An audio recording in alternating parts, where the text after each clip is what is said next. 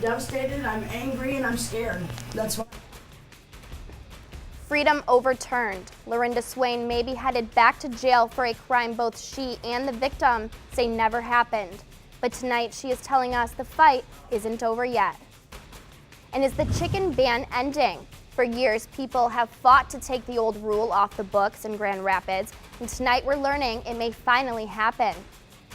Good evening, I'm Abigail Blackrick. News 8 at 6 starts now.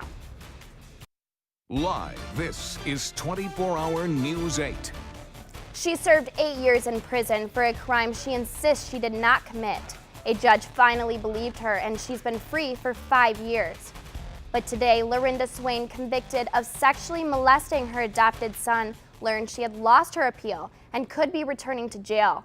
We followed this case since the beginning. 24-hour News 8's Ken Kolker talked with Swain, who says she will not be going down without a fight.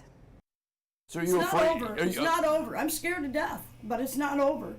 A Calhoun County jury convicted her in 2002 of sexually molesting her adopted 13-year-old son, sending her to prison for 25 to 50 years. But the case later started to unravel after her son took it all back, saying he had made it up. Swain's original judge set her free in 2009.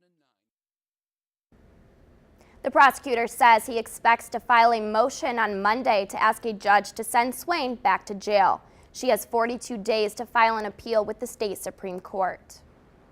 Tonight, we know when this old building in downtown Grand Rapids will be torn down. Michigan State University trustees voted today to start demolishing the old Grand Rapids Press building in March. It will take until December to raise the building on Michigan Street. MSU plans to build a new laboratory on the site, which is just down the street from its medical school. The new lab is expected to open in late 2017. Today ended the worst week on Wall Street this year as the Dow fell another 300 points. Here's a look at how things unraveled. The key number here is the oil. It's down to levels not seen since 2009, which is causing all of the stocks to fall. More chicken controversy is coming to Grand Rapids. They're banned in backyards, but several people defy that ordinance. Next week, that rule may be removed. 24-hour News 8's Henry Erb shows us why.